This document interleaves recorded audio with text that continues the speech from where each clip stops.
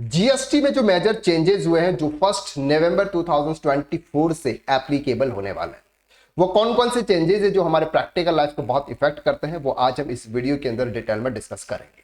सबसे पहला जो चेंजेस है वो है sir GST MST scheme. GST department ने सेक्शन 120 कैपिटल ए एक नया इंसर्ट किया है, जिसमें उन्होंने ये बताया है कि अगर आपका 2017 से लेके 2019-20 के बीच में अगर कोई डिमांड है और वो डिमांड का पेमेंट अगर आप 31 मार्च 2025 तक कर देते हैं तो वहां पर आपको इंटरेस्ट और पेनल्टी का वेव आपको मिल जाएगा।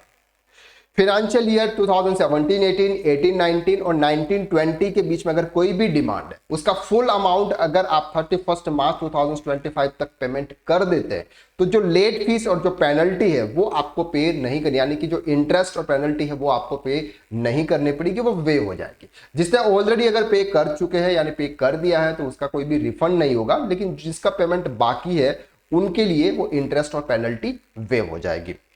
अगर आप टैक्स कंसल्टेंट बनना चाहते हैं, अकाउंटिंग एंड टैक्सेशन फील्ड में अपना फ्यूचर ब्राइट करना चाहते हैं तो आप हमारा कोर्स ज्वाइन कर सकते हैं as a tax consultant course. पूरी प्रैक्टिकल बेस्ड कोर्स है, 350 प्लस वीडियोस आवर्स का कोर्स है, 450 प्लस वीडियोस है, 100% practical, 9th module life time validity, unlimited view, PDF notes, back support और सर्टिफिकेशन आपको यहाँ पर मिलता है। मोर डिटेल्स के लिए आप कॉल करें 7389781177 पर। अब बात करते हैं सेकंड जो चेंजेस हुआ है वो हुआ है sir self invoicing time limit. Self invoicing बनाना होता है सर आरसीएम के थ्रू। अगर आप किसी भी अनरजिस्टर्ड डीलर से अगर आप कोई भी सर्विस या कोई भी गुड्स परचेज कर रहे हैं जहां पर आपको आरसीएम के थ्रू टैक्स पे करना है, पहले उसकी कोई लिमिट नहीं थी लेकिन डिपार्टमेंट ने इसे लिमिट कर दी गई है और वो लिमिट है सर आपकी 30 days from the date of receipt of the share supply goods and service both are in case में भी। अगर आप सेक्शन 9 सबसेक्शन 3 या सेक्शन 9 सबसेक्शन 4 के थ्रू अगर आप कोई भी ऐसे सप्लाई रिसीव कर रहे हैं जहां पर आपको आरसीएम के थ्रू टैक्स पे करना होता है तो जब भी आपने सप्लाई रिसीव की है उसके 30 दिन के अंदर अंदर आपको सेल्फ इनवॉइस जनरेट करके आपको इसका पेमेंट करना होगा। थर्ड जो मेजर चेंजेस है वो है sir IT restriction. IT restriction section 74 कहता है कि सर आपकी कोई भी डिमांड आई है फाइनेंशियल ईयर 23-24 या इसके पहले, उसमें अगर कोई भी डिमांड है उसके सामने अगर आप आईटीसी अवेल नहीं कर पाओगे, यहां पर आप आईटी के साथ में उसको सेट ऑफ नहीं कर पाओगे, आपको उसका पेमेंट करना होगा। इसके बाद बात करते हैं sir revocation of registration cancellation. अगर हमारा जीएसटीएन नंबर किसी की वजह से कैंसिलेशन हो जाता है इसको हम रिवोकेशन वापस से रीअप्लाई करने के लिए जो ऑप्शंस होते हैं वो अब थोड़ा सा यहाँ पर चेंजेस आने वाला है। GST department now authorised to set condition for revocation GST registration cancellation. तो यहाँ पर वो कुछ कंडीशंस डाल रहे हैं, जो कंडीशंस का नोटिफिकेशन बहुत जल्दी आ जाएगा। नंबर 5 है mandatory GSTR 7 filing. GSTR 7 sir उनके लिए एप्लीकेबल है तो जो टीडीएस डिडक्ट करते हैं।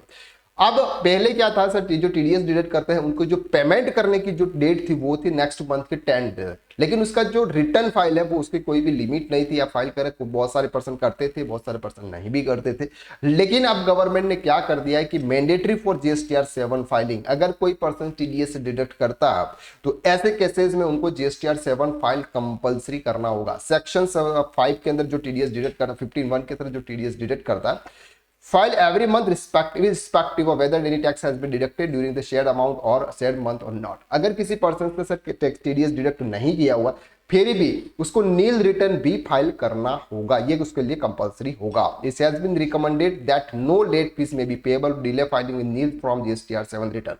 अगर आप GSTR 7 जो नील रिटर्न है अगर आप उसको थोड़ा सा डिले भी फाइल करोगे तो वहां पर आपको कोई भी पेनल्टी नहीं लगेगी।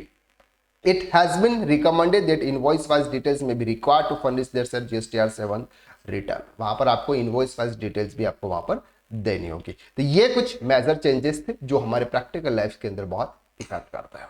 तो आज के लिए बस इतना, नेक्स्ट वीडियो में हम फिर मुलाकात करते हैं, तब तक के लिए थैंक यू सो मच।